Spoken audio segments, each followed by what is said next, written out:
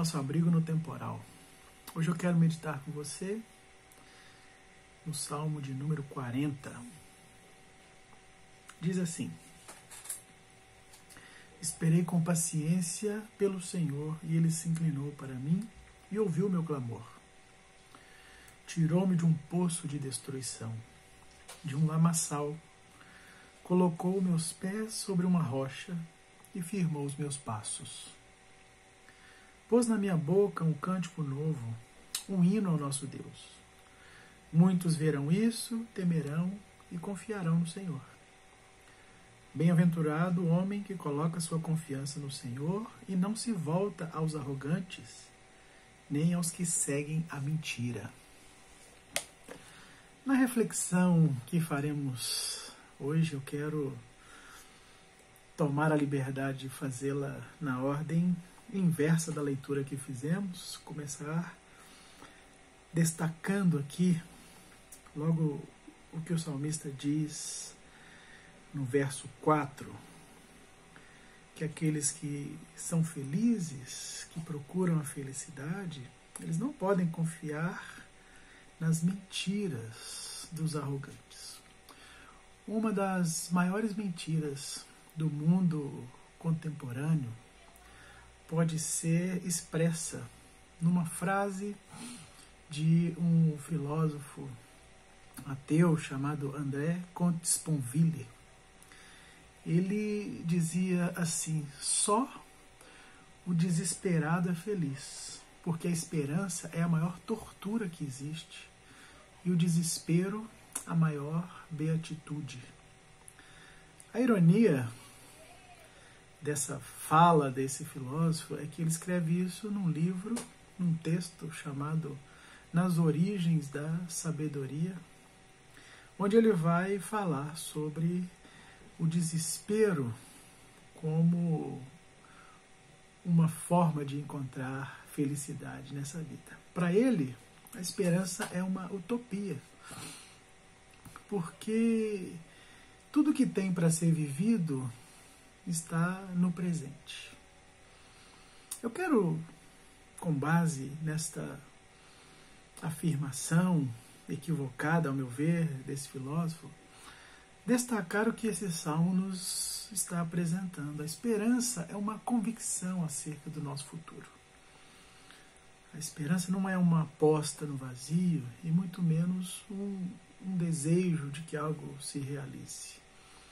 A esperança é um tipo de antecipação do futuro, mas essa antecipação tem bases, tem a sua consistência, vamos dizer assim, em algo da nossa experiência.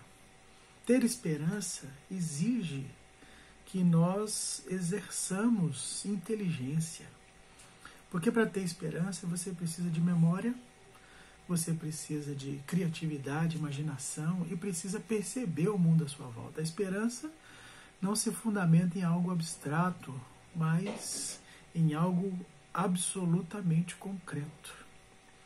Israel, e isso que o salmista está trazendo para nós, esperava em Deus porque viu, porque confiou que Deus executou todos aqueles atos na história, no passado do povo. É por isso que Deus é chamado do Deus de Abraão, o Deus de Isaac, o Deus de Jacó.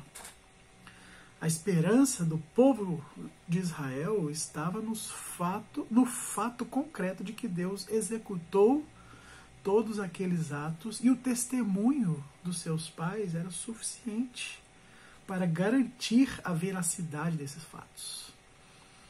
Perceba, portanto, que a esperança ela provoca, sim, um certo anseio em nós. É por isso que o salmista começa dizendo que esperar com paciência é algo que nós precisamos fazer.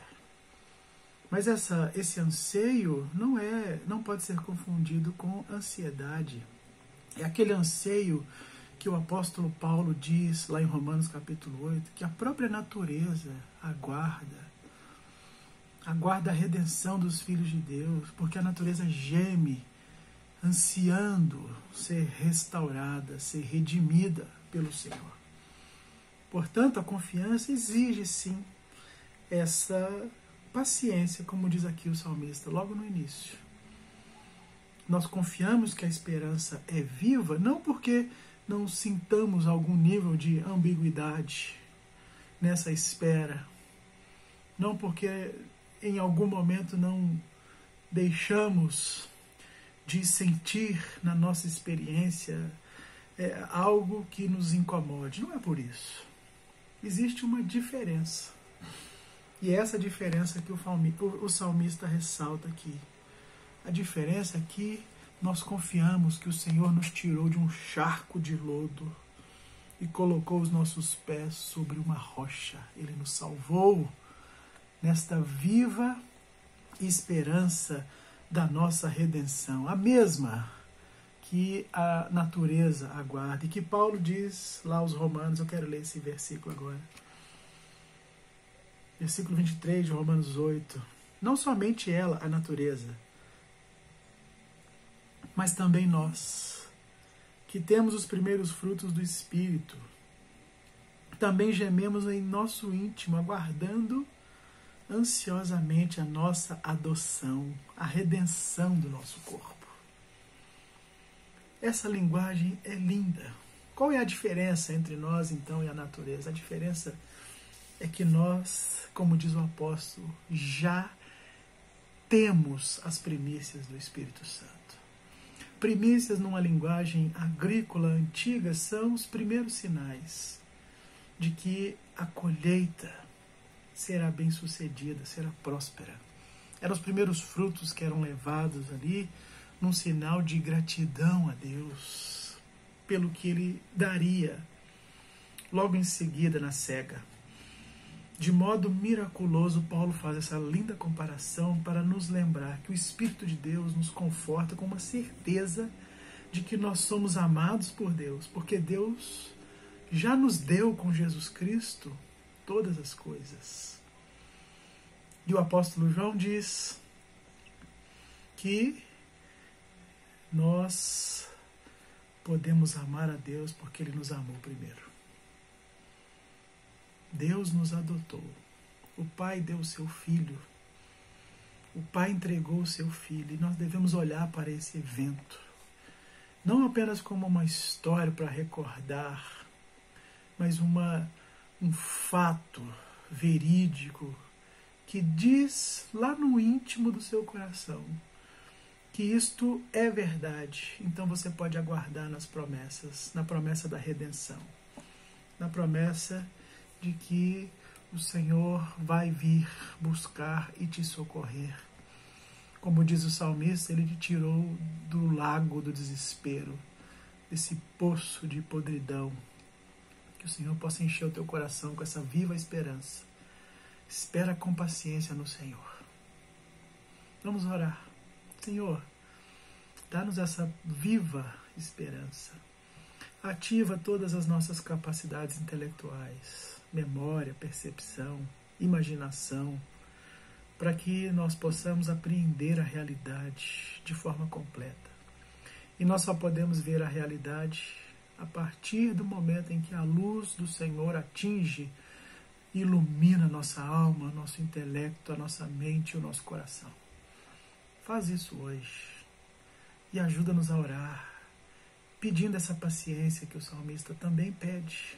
Nós queremos ter paciência para aguardar na Tua redenção, porque sabemos que ela virá a nós. Que o Senhor possa te abençoar e confortar o seu coração com essa palavra hoje. Deus te abençoe.